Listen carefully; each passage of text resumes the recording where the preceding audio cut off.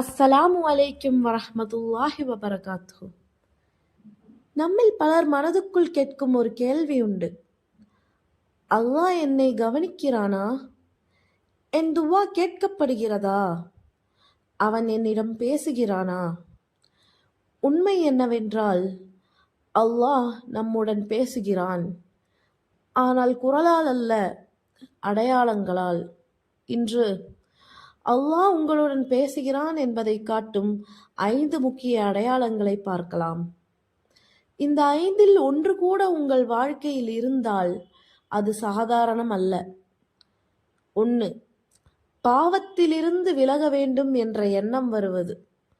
முன்பு சாதாரணமாக செய்த சில செயல்கள் இப்போது மனதை உறுத்த ஆரம்பிக்கிறது. இது பயம் அல்ல, இது அல்லாஹ் உங்கள் மனதை தொடுவது. திரும்பி வா என்று அவன் உங்கள் உள்ளுக்குள் பேசுகிறான். 2. தனிமையில் அல்லாஹ் நினைவு வருவது. சத்தத்திலும் கூட்டத்திலும் அல்ல, அமைதியில், கண்ணீர் வரும் நேரத்தில் தானாகவே அல்லாஹ் நினைவு வருகிறது.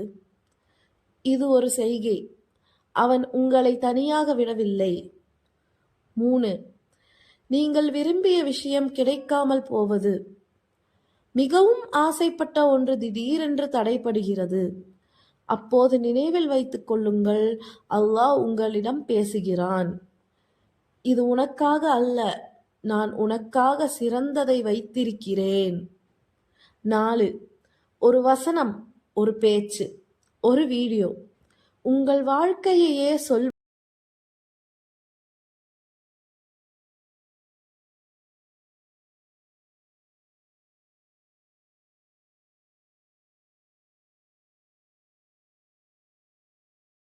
5.